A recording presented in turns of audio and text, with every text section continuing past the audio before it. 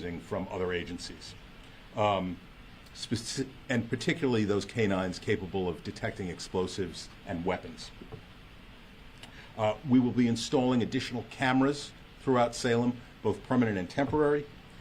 We will have counter-drone measures in place. In addition to you all and the people who would come celebrate with us, we will be welcoming officers from surrounding cities and towns, such as Peabody and Marblehead, officers from the Northeastern Massachusetts Law Enforcement Council, or NEMLEC, deputies from the Essex County Sheriff's Department, troopers from the Massachusetts State Police, rangers and park police officers from the National Park Service, and agents from the FBI and the ATF. Every year, we more than double the number of police officers in Salem on any given night. I should say on any given night, on the busiest nights in October. So, welcome, be careful, and thank you for coming.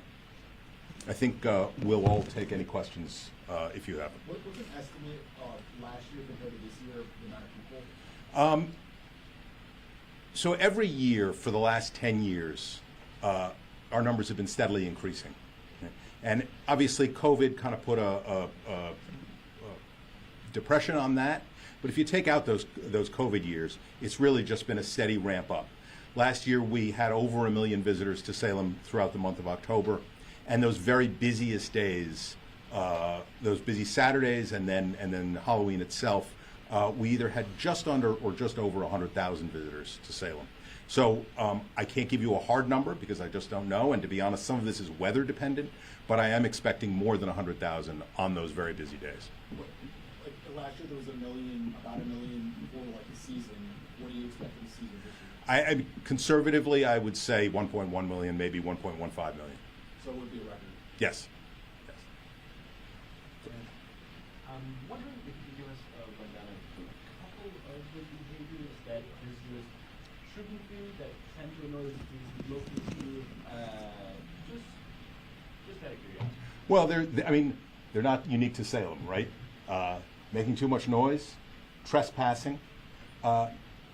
People in Salem, some people in Salem put up these marvelous Halloween decorations. And it's particularly galling to find that somebody's taken one home as a souvenir, right? But also, more seriously, don't bring weapons to Salem. And as I said, be courteous, right? Please and thank you go a long way. Despite the obvious, necessity of these security increases, is there any concern that the increased cost of the anti-drone measures or surveillance you mentioned could outweigh the revenue that's generated during haunted happenings? Would you like to take that? Sure. So we do, as part of our after action, we do a careful analysis of the financial implications of October. Every year we look at our direct costs against our direct revenues. We do run pretty tight. So last year, our overall net for direct expenses versus direct income, not including excise taxes from restaurants and meals and lodging operations, was about $73,000. So it doesn't sound like a whole lot, down from about a net of $84,000 a year prior. We do bring in a few $1 million in excise revenues, though, in addition to that. So we're looking constantly at how we can make sure that we're able to afford the safety measures that are necessary to ensure the public is kept safe throughout the month of October. We have the benefit of having mutual aid agreements with partner agencies that are able to provide many of these assets to us on an emergency basis in a planned manner and without as much expense, but there's still expense for overtime and for many of the materials and equipment that we do have to bring in.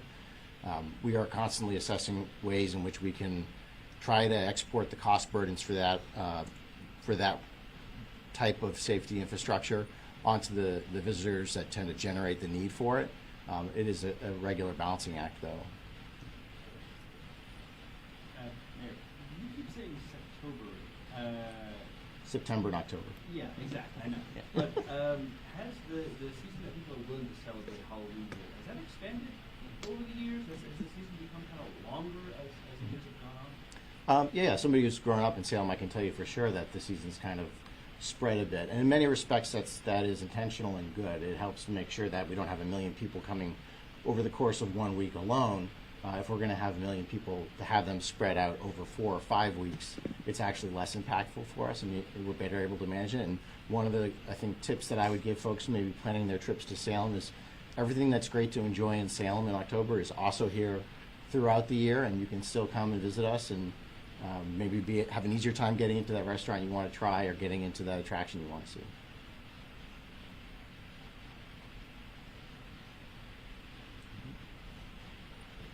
I'll do it. Thank you all very much.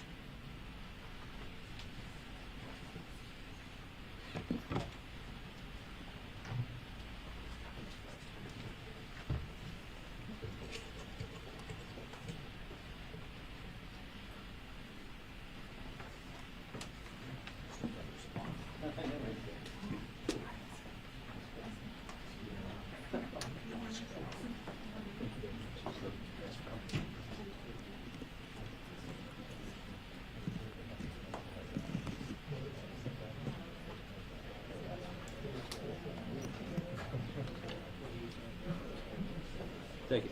Thanks.